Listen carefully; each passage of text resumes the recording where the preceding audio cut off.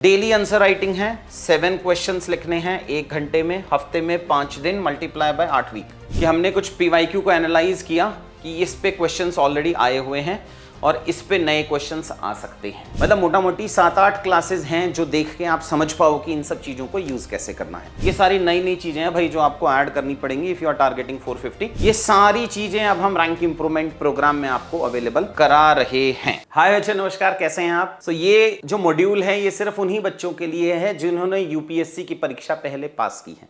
सो rank improvement के जो बच्चे मेरे पास पहले जुड़े रहे हैं, शुभम कुमार रैंक 1 था, मेधानंद थे, बहुत सारे तेजस है, बहुत सारे बच्चे हैं, दोनों तेजस अग्निहोत्री, तेजस सारडा आल्सो, बहुत सारे ऐसे बच्चे हैं जो रैंक इंप्रूवमेंट के टाइम पे मुझसे जुड़ते हैं, पहले भी जुड़ते हैं, रैंक इंप्रूवमेंट में भी जुड़ते हैं। तो उन सारे बच्चों को जो रिक्वायरमेंट होती है, जो मैंने लास्ट ईयर उन बच्चों से डिस्कस किया, तो भाई आप 4-5 चीजें नहीं ढूंढ रहे होते हो। क्या क्या होता है उसमें कि कुछ नए तरीके का आंसर राइटिंग अगर होता है, जैसा कि गए ग्राफिकल रिप्रेजेंटेशन है, नए फॉर्मूलाज, अगर कुछ फॉर्मूला बेस्ड आंसर राइटिंग क्या है ये, या टेम्पलेट बेस्ड आंसर राइटिंग क्या है, कंक्लूजन अच्छा कैसे लिखना है, कीवर्ड्स की कोई ग्लॉसरी मिल जाए बढ़िया सी, और उसका यूसेज।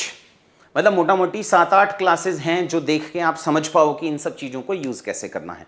तो उसमें साइंस ऑफ आंसर राइटिंग का एक पार्ट है जिसमें 6 क्लासेस हैं, plus part A of QEP, उसमें कुछ 16 क्लासेस हैं जिसमें से आपको 7-8 देखनी चाहिए। 600 की क्लासेस होगी और 7-8 क्यूईपी पार्ट ए की क्लासेस होगी। अब ये क्यूईपी पार्ट ए क्या है वो मैं आपको दिखाऊंगा।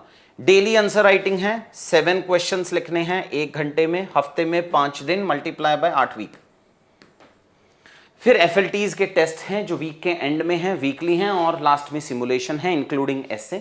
फैकल्टी का एक्सेस चाहिए आपको जो आपको फीडबैक दे पाए, एवेल्युएशन में मदद कर पाए, और करंट अफेयर्स।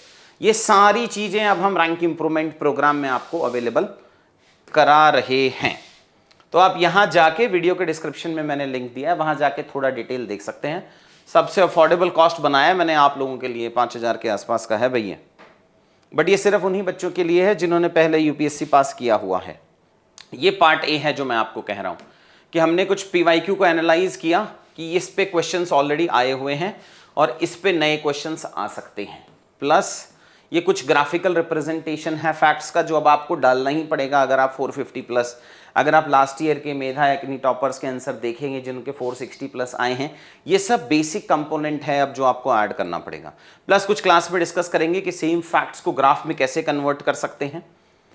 कीवर्ड्स हैं, कीवर्ड्स का मल्टी यूसेज कैसे करना है। कीवर्ड को पीवाईक्यू में लगा के दिखाया मैंने, क्लास में कुछ और पीवाईक्यूज में लगा के इसका डिस्कशन करेंगे।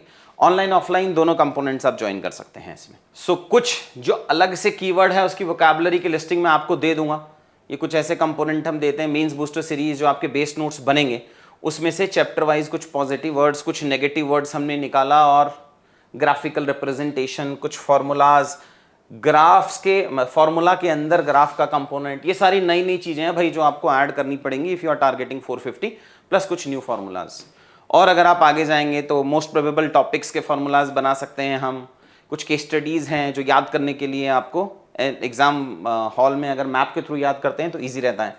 पीएम स्पीचेस हैं, फिर कुछ नया इकोनॉमिक सर्वे, नए इंडाइसेस हैं उसका, और लास्ट में करंट अफेयर्स। तो ये सारी चीजें रैंक इंप्रूवमेंट वाले प्रोग्राम में हम आपके साथ में शेयर कर रहे हैं। सेम ही प्रोग्राम मैं अपने पुराने क्यूईपी के बच्चों को भी अवेलेबल करा रहा हूं जो बच्चे हमसे पहले किसी भी साल के अंदर क्यूईपी पढ़े हैं। तो आप या आपके कुछ और फ्रेंड्स इसमें एनरोल करना चाहें तो भाई कर सकते हैं। ठीक है बच्चा, थैंक यू सो मच।